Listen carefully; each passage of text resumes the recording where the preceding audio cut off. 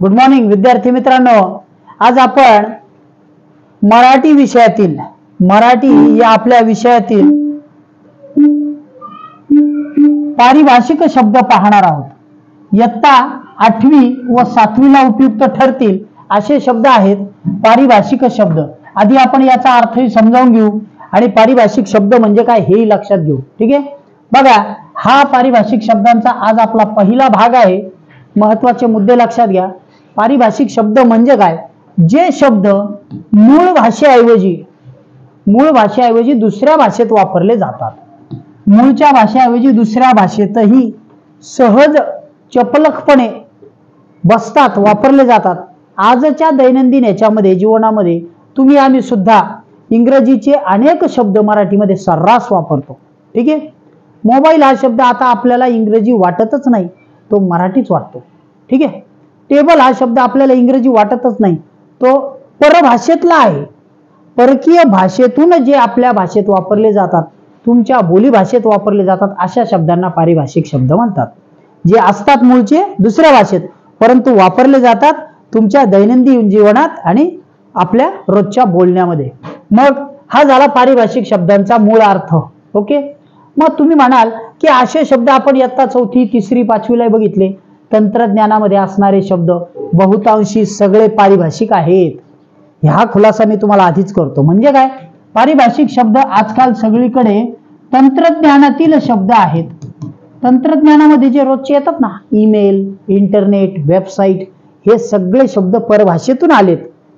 आता तुम्ही 5वी 7वीच्या याच्या 6वीच्या याच्यावरनं शिफ्ट करायचे आणि स्वतःला इकडच्या याच्यामध्ये 8वीच्या याच्यामध्ये शब्द समजून घ्यायचे। सगळे शब्द जे परकीय भाषेतून आले त्यांना पारिभाषिक म्हणा। ओके, चला पुढचं दुसरा मुद्दा बघू। पहिला मुद्दा समजून घेतला। अशा शब्दांना एकापेक्षा अधिक पर्याय असतात। अशा शब्दांना एकापेक्षा अधिक पर्याय असतात। म्हणजे काय? एक पर्याय नाही पण अनेक पर्याय या भाषेच्या शब्दांना असू शकतात। आपण उदाहरण घेऊन समजून घेणारच आहोत। ठीक आहे, पुढे पण प्रत्येक शब्दाची वापर आणि छटा वेगळी आहे। वापर वेगळा आहे महत्वाचा मुद्दा, आणि त्यांची छटा म्हणजे ते वापरल्यानंतर त्यातून तयार होणारा शब्दार्थ वेगळा आहे। अशा प्रकारचा वापर आणि शब्दार्थ आपल्याला बघायचा आहे। ठीक आहे, आपल्याला अशा प्रकारचा शब्दार्थ बघायचा आहे। ह्याच प्रकारचे उदाहरण आपण घेऊ आणि आता समजावून घेऊ। ठीक आहे, चला उदाहरण घेऊ। आता आपल्या समोर मी काही उदाहरणे लिहिलेली आहेत। पहिला शब्द आहे कॅश। हा शब्द तुम्ही तुमच्या वडिलांकडून, मोठ्या भावाकडून, कुठेही बाजारात ह्याच्यात सगळीकडे वापरलेला ऐकला असेल। हा इंग्लिश मधून शब्द आहे CASH, कॅश, परंतु हा परकीय भाषेतून आलेला असल्यामुळे आपण याला पारिभाषिक म्हणतो। याचा असाही वापर सर्रास होतो। बघा हा शब्द कॅश कायम वापरला जातो। आता मी हा जो शब्द आहे ना, हा कॅश काढून टाकतो तरी पण तुम्हाला हा गैर वाटणार नाही। ओके, हा शब्द गैर वाटणार नाही। कॅश म्हणजे रोकड। रोकड हा शब्द आपल्याला थोडासा वेगळा वाटेल एक वेळ। रोकड म्हणजे काय? रोजच्या दैनंदिन जीवनामध्ये ऑनलाईन पेमेंट न करता आपण जी रोख पैसे देतो ना एकमेकांना, त्याला म्हणतात रोकड, त्यालाच कॅश शब्द आहे। ठीक आहे, मग पुढचा शब्द बघा, इथं आहे केबल, CABLE, केबल। आता मी हे जे स्पेलिंग आहे हे कट करून टाकतो तरी तुम्हाला बघा हा शब्द काहीच वाटणार नाही। केबल म्हणजे काय? तार। ग्रामीण भागातल्या मुलांना तर शेतामध्ये वापरले जाणारी तार वगैरे सगळीकडे माहिती आहे। शहरी मुलांना जे टीव्हीचं चॅनलचं कनेक्शन येतं ते केबल मधून येतं ते माहिती आहे। म्हणजे केबल हा शब्द इतका पारिभाषिक राहिलाच नाही, तो मूळ भाषेत असल्यासारखा झाला। बरोबर, त्यानंतर पुढे आहे शब्द, इथं मी एक स्पेलिंग लिहिले PAYMENT। ठीक आहे, पेमेंट। मग याला तुम्ही मराठीतून काय म्हणणार? पेमेंट या शब्दाला तुम्ही मराठीतून काय म्हणणार ते तुम्हाला लवकर लक्षात येणार नाही, पण पेमेंट हा शब्द लवकर लक्षात येईल। पेमेंट, पेमेंट म्हणजे पगार, वेतन। आता वेतन हा शब्द तर नवीनच वाटतो, एकदम वेतन वेगळाच वाटतो, पण मूळ शब्द आहे मी काम करतो या बदल्यात पगार मिळतो महिन्याला, या बदल्यात मला वेतन मिळतं, असं तुम्ही म्हटलेलं ऐकलं असेल, ते आहे पेमेंट। ठीक आहे, आता ह्याचा अर्थ तुम्ही मला मराठीतून सांगायचा। पेशंट या शब्दाचा अर्थ काय मराठीतला? इंग्लिश मधलं स्पेलिंग तुम्हाला माहिती असेल, नसेल तर ते लिहून पहा। त्याच्यामध्येही थोडा वेगळा शब्द दडलेला आहे। पेटियंट होतो तो पेशियंट आहे। ठीक आहे, मग इथं पेशंट या शब्दाचा मराठी अर्थ आला का लक्षात? नसेल तर हॉस्पिटल आठवून बघा, रुग्णालय, आता आठवा रुग्ण, यस आता आठवतंय रुग्ण, ठीक आहे. मग रुग्ण हा शब्द तुम्हाला आठवतो, बरोबर. अशा प्रकारचे शब्द आणि त्यांचे अर्थ आपल्याला समजून घ्यायचे आहेत, ठीक आहे. चला आपण त्या शब्दांचे अर्थ पीडीएफ मधून समजून घेऊ. आपण आधी प्रश्नाच्या स्वरूपात घेऊ, म्हणजे त्यावर तुम्हाला चर्चा होईल. बघा इथं पहिला शब्द तुमच्या समोर लिहिलेला आहे. पहिला शब्द आहे इंटरव्ह्यू, शब्द आहे इंटरव्ह्यू, इंग्लिश मधून लिहिला नाही, आता त्याचा उच्चार डायरेक्ट लिहिलेला आहे, ठीक आहे. मग आता याचा अर्थ काय? निसर्ग दर्शन, अंतर्मन, सुंदरता, हे तर विशेषण आहे. निसर्ग दर्शन म्हणजे पाहणे, सुंदरता हे विशेषण आहे, अंतर्मन म्हणजे आपलं आतलं मन, ओके. मग याचा अर्थ काय होतो? याचा अर्थ होतो मुलाखत. इंटरव्ह्यू म्हणजे मुलाखत, ओके, ठीक आहे. चला तिसरा प्रश्न तुमच्या समोर आहे अकॅडमी. आता तुम्ही उत्तर द्यायचे, शोधायचे. आपण शब्द नंतर बघू, पण आधी प्रश्नाच्या याच्यातून जाऊ. अकॅडमी म्हणजे काय? अकॅडमी मूलोद्योग नाही, स्पर्धा नाही, कौशल्य नाही, याचा अर्थ होतो स्किल्स, ठीक आहे. याचा अर्थ होतो कॉम्पिटिशन्स, ठीक आहे. मग प्रशिक्षण संस्था म्हणजे अकॅडमी, ठीक आहे. प्रशिक्षण संस्था, जी मुलं पोलीस भरती सारख्या याचा अभ्यास करत असतात त्यांच्या लगेच लक्षात येईल. पोलीस भरती, मिलिटरी भरती, आर्मी वगैरे सगळ्या भरती या मुलं अकॅडमी मध्ये जातात. आपल्याकडे तो शब्द आता सर्रास वापरला जातोय, ठीक आहे. पुढचा शब्द आहे इंटरनेट. हे मी आधीच बोलताना सांगितलं होतं. संकेतस्थळ नाही, संकेतस्थळ म्हणजे वेबसाईट, ठीक आहे. वेबसाईट म्हणजे संकेतस्थळ. मग संगणक नाही, त्याला कॉम्प्युटर म्हणतात. जाळे म्हणजे नेट होतो, पण इंटरनेट म्हणजे आंतरजाल. आपण 4थी 5वीच्या याच्यामध्येही हे शब्द बघितलेले आहेत. तंत्रज्ञानामधल्या शब्दांमध्ये जे समुद्र तळावरती वायरिंग टाकून अमेरिकेपासून भारतापर्यंत असेल किंवा भारतापासून जपानपर्यंत असेल, जगात सर्वत्र केबल नेटवर्क केलं, त्याचं जे जाळं तयार झालं त्याला आंतरजाल म्हणतात, इंटरनेट, ठीक आहे. ओके. पुढे वेबसाईट म्हणजे इथं आलेला तो शब्द होता.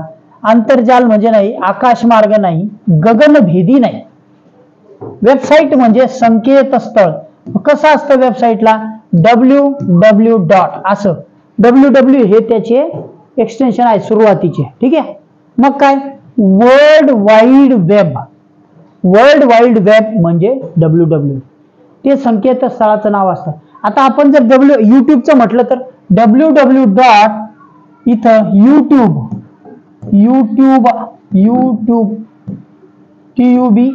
youtube.com असं याचं नाव आहे, www.youtube.com, ठीक आहे.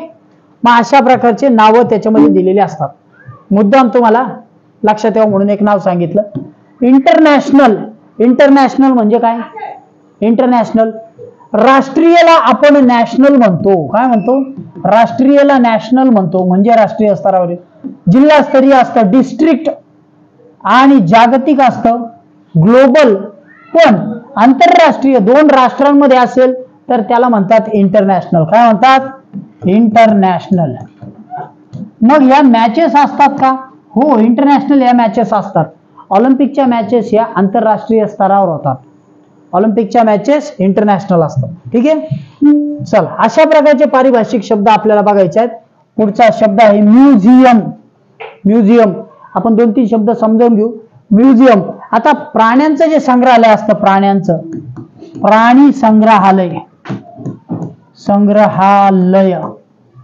संग्रहालय त्याला आपण झू म्हणतो, ठीक आहे, इंग्रजीतून झू. मग इथं वाचनालयाला लायब्ररी म्हणतात, ह्याला नाणेनिधीला ट्रेझरी म्हणतात, भोजनालयाला काय म्हणतात? पॅन्ट्री, ओके, किंवा कॅन्टीन. मग संग्रहालय म्हणजे म्युझियम. पॅरिस इथे मादाम तुसा, इथं शब्द आहे मॅडम मादाम तुसा यांचं मेणाचं संग्रहालय, वॅक्स म्युझियम. वॅक्स म्हणजे मेन, ठीक आहे, वॅक्स म्हणजे मेन. तिथं काय करतात? मेणाचे पुतळे तयार करतात. तेंडुलकर पासून अमिताभ बच्चन यांच्यापर्यंत सर्वांचे पुतळे त्याच्यात आहेत, ठीक आहे. लोक अवश्य बघायला जातात. पुढे याचा अर्थ परिचारिका, समाजसेविकाने, संचालिकाने, पर्यवेक्षकाने. ठीक आहे. आता उरलेले शब्द आपण आधी शब्द समजावून घेऊ आणि मग बघू. ठीक आहे. चला, तुमच्या समोर आता शब्द आहेत, हे शब्द आपल्याला समजून घ्यायचे आणि त्यानंतर आपण पुढचे शब्द पाहू. ठीक आहे. चला, शब्द समजावून घेऊ. जे आतापर्यंत आपण प्रश्न बघितले, प्रश्नांच्या माध्यमातून पारिभाषिक शब्द समजावून घेतले, तिथं आपण आता प्रश्न न पाहता सरळ सरळ त्यांचे अर्थ बघू. इथं शब्द दिलेला आहे ऑर्गनायझेशन. ऑर्गनायझेशन तुम्ही हे ऐकलं असेल, काही ना नफा ना तोटा या तत्वावर काम करणारे ऑर्गनायझेशन असतात, म्हणजे संस्था असतात. ऑर्गनायझेशन म्हणजे संघटना किंवा संस्था, ऑर्गनायझेशन. ठीक आहे.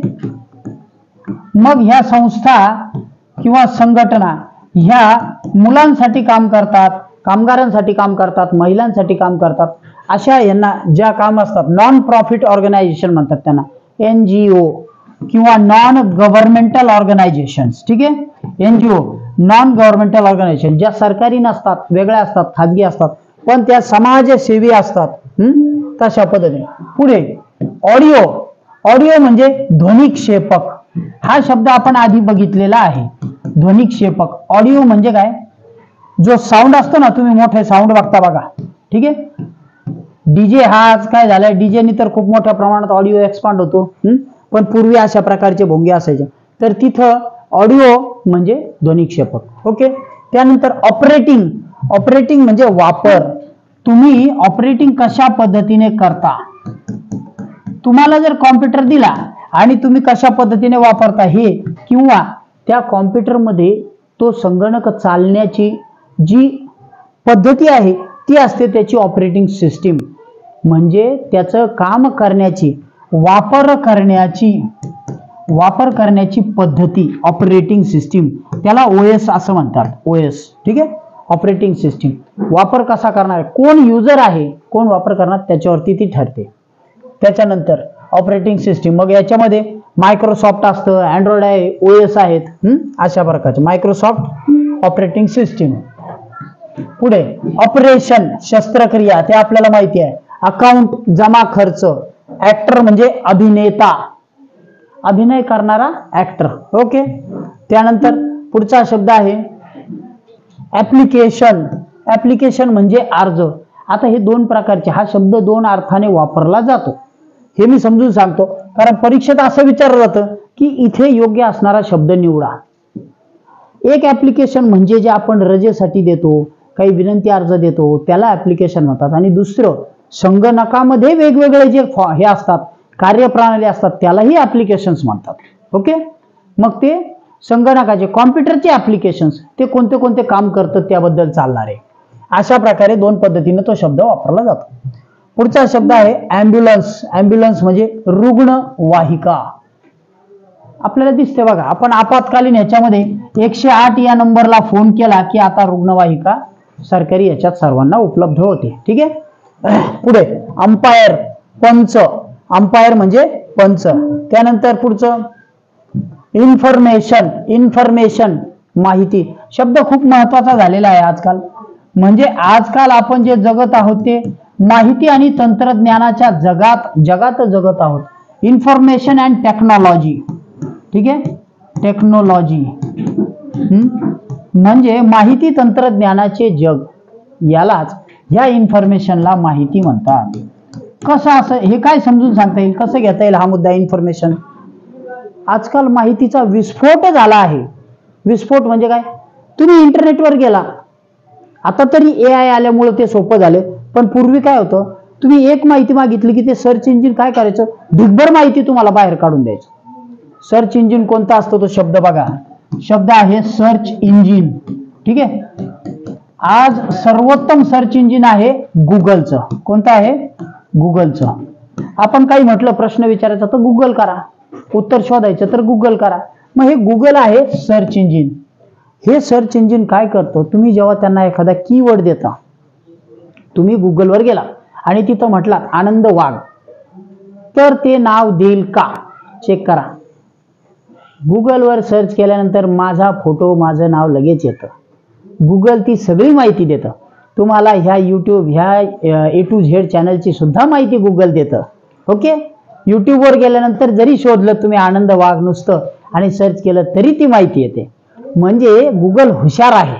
ओके, कसं माहिती का, गुगलला कीवर्ड लागतो. मी तुम्हाला जे सांगत होतो ना, तो कीवर्ड होता.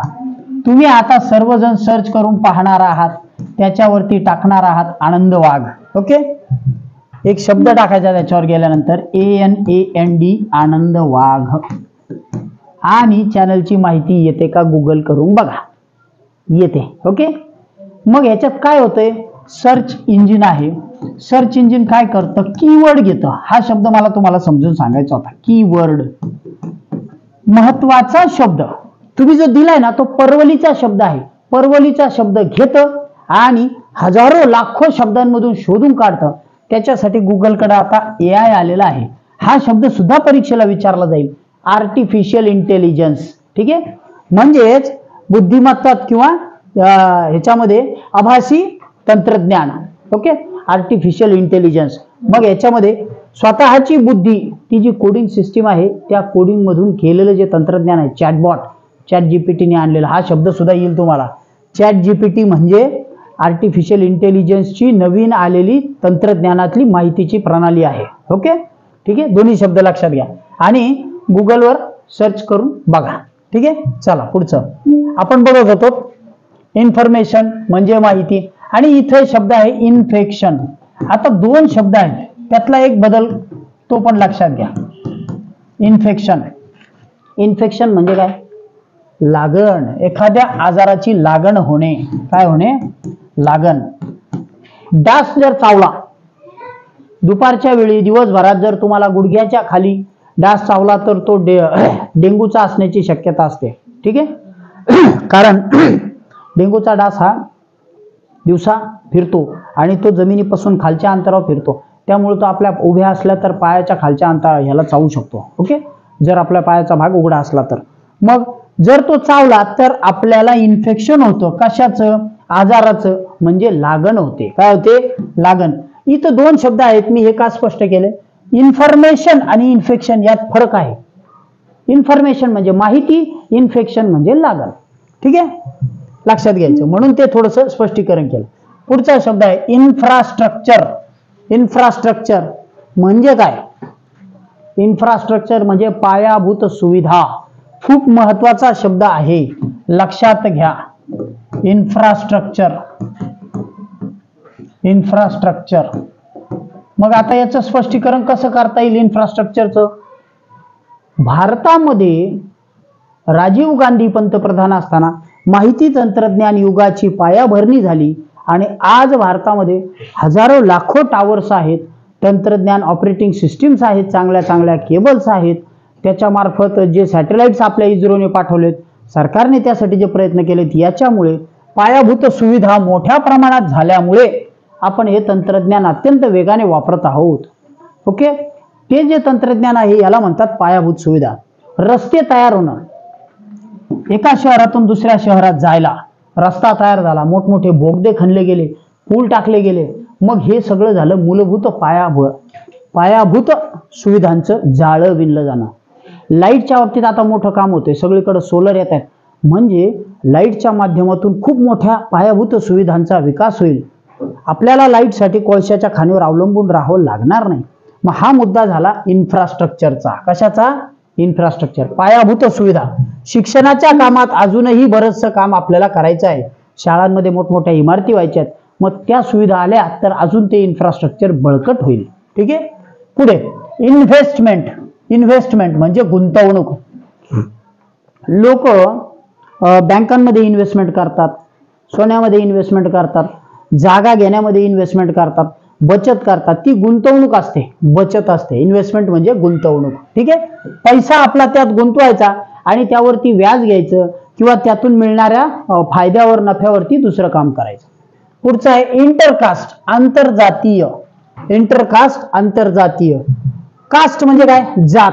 आणि जेव्हा दोन जातींमध्ये कुठलं काम होतं त्याला म्हणतात आंतरजातीय. पुढे इंटरनेट, आंतरजाल, ते आपल्याला माहिती आहे. पुढचा शब्द आहे इंडस्ट्रियलायझेशन. इंडस्ट्रियलायझेशन म्हणजे काय हो, इंडस्ट्रियलायझेशन म्हणजे औद्योगिकीकरण. हा शब्द आपण एका पॅराग्राफ मध्ये सुद्धा आधीच्या याच्यात बघितलेला आहे. जेव्हा छोट्या खेड्यामध्ये आजूबाजू एखाद्या मोठ्या छोट्या खेड्यात जर एखादी कंपनी आली, त्या कंपनीला उपयोग ठरणाऱ्या आणखी 2-4 कंपन्या आल्या, गाडीची कंपनी आली मग तिला वेगळे पार्ट लागतात, त्याच्या वेगळ्या कंपन्या आल्या म्हणजे तिथं औद्योगिकरण झालं, इंडस्ट्रियलायझेशन झालं, इंडस्ट्री वाढली. ओके, तेव्हा तो शब्द वापरतात. ईमेल संगणकीय पत्र, एक्सरे क्षकिरण, एक्सरे म्हणजे क्षकिरण.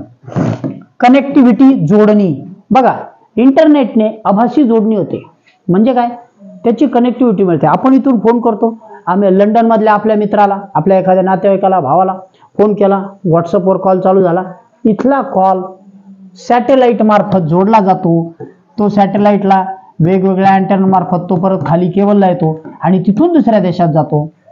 ही आहे कनेक्टिव्हिटी जोडणी. ठीक आहे, मार्गांचं जाळं तयार होणं म्हणजे सुद्धा कनेक्टिव्हिटी. म्हणजे रेल्वे इकडून इकडे येतात, एक जंक्शन असतं, या जंक्शनहून इकडे पण जातात, इकडे पण जातात, इकडे जातात, ही झाली कनेक्टिव्हिटी. काय झालं, कनेक्टिव्हिटी. ओके, कनेक्शन जोडणे. कम्युनिकेशन संवाद, कम्युनिकेशन संवाद. पुढे आहे करिक्युलम, करिक्युलम अभ्यासक्रम. शब्द महत्वाचा आहे. ठीक आहे, करिक्युलम अभ्यासक्रम. मग आता अभ्यासक्रम म्हणजे काय, शिष्यवृत्तीसाठी, स्कॉलरशिप 8वी साठी 7वी साठी तुम्ही जर गाईड उघडलं, मार्गदर्शक उघडलं, पुस्तक उघडलं, त्यामध्ये अनुक्रमणिका दिसते, बरोबर आहे. हा झाला सिलेबसचा भाग, अभ्यासक्रमाचा भाग. करिक्युलम हा शब्द त्याही पेक्षा विस्तारित आहे. कसा, जेव्हा तुम्ही सिलेबस बघायला जाल तेव्हा हा सिलेबस हा अभ्यासक्रमातून आलेला असतो.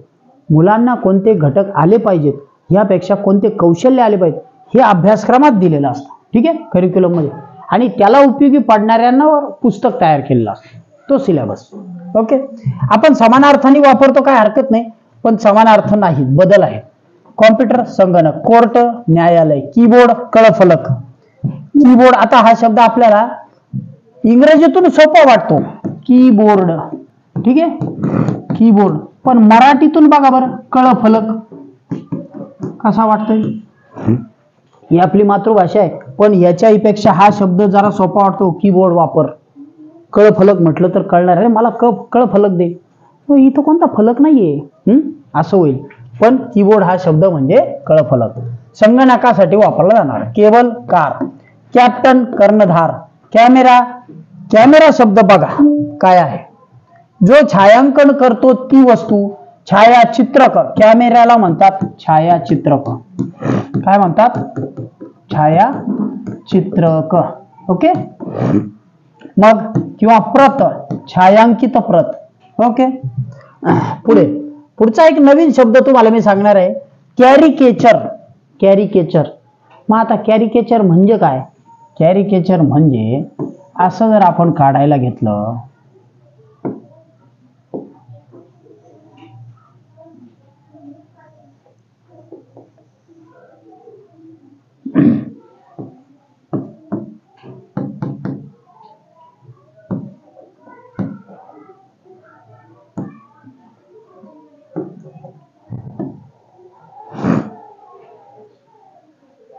काय झालं कॅरिकेचर बघा बरं.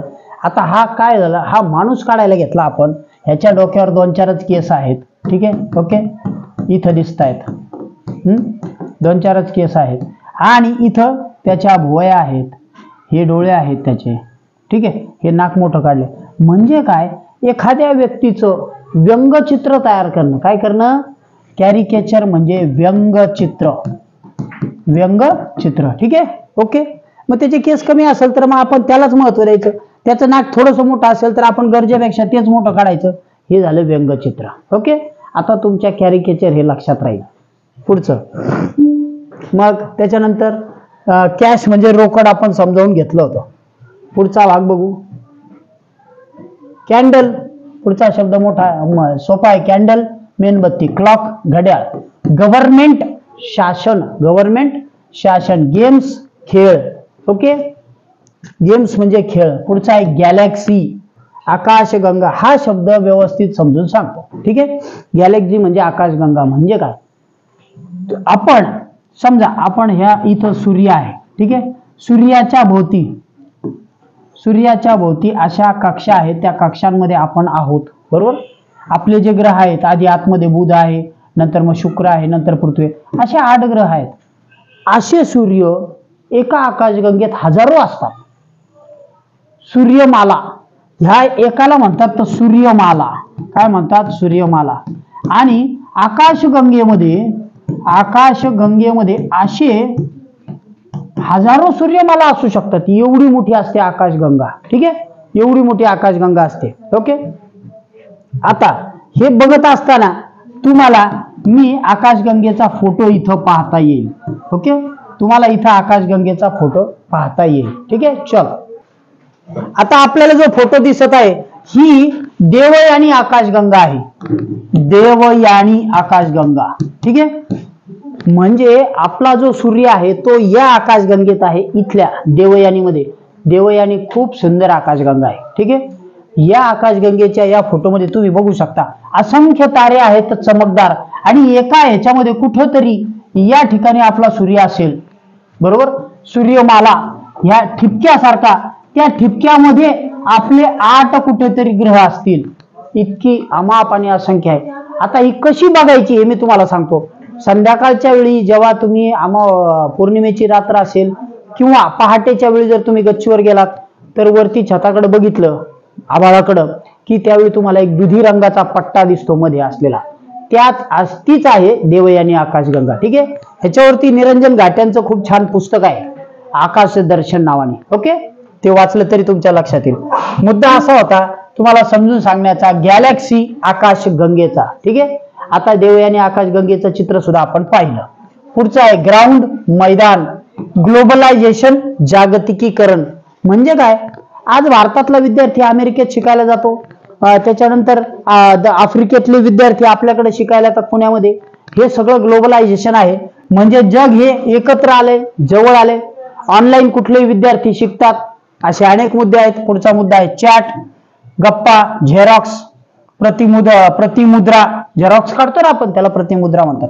टेक्नॉलॉजी, तंत्रज्ञान, टेप रेकॉर्ड, ध्वनी मुद्रक, टेप रेकॉर्डर ज्याच्यात आवाज रेकॉर्ड होतो, ध्वनी मुद्रक, मुद्रण केलं जातं, संचयन केलं जातं. टेलिफोन, दूरध्वनी, ठीक आहे. पुढचं टेलिव्हिजन, दूरदर्शन. ट्रान्सलेशन, भाषांतर, हे आपल्याला माहिती आहे. दूरदर्शन, टेलिव्हिजन हे शब्द आपण 5वीलाच बघितलेले आहेत. तर आता आपण वेळेअभावी हा घटक थांबवत आहोत. याचा आणखी एक भाग करू. आज आपण इयत्ता 7वी आणि 8वी साठी लागणारे पारिभाषिक शब्द आणि त्यावरचे प्रश्न समजावून घेतले, ठीक आहे. तुम्हाला घटक आवडला असेल तर लाईक करायला विसरू नका. थांबतोय. Good day, bye.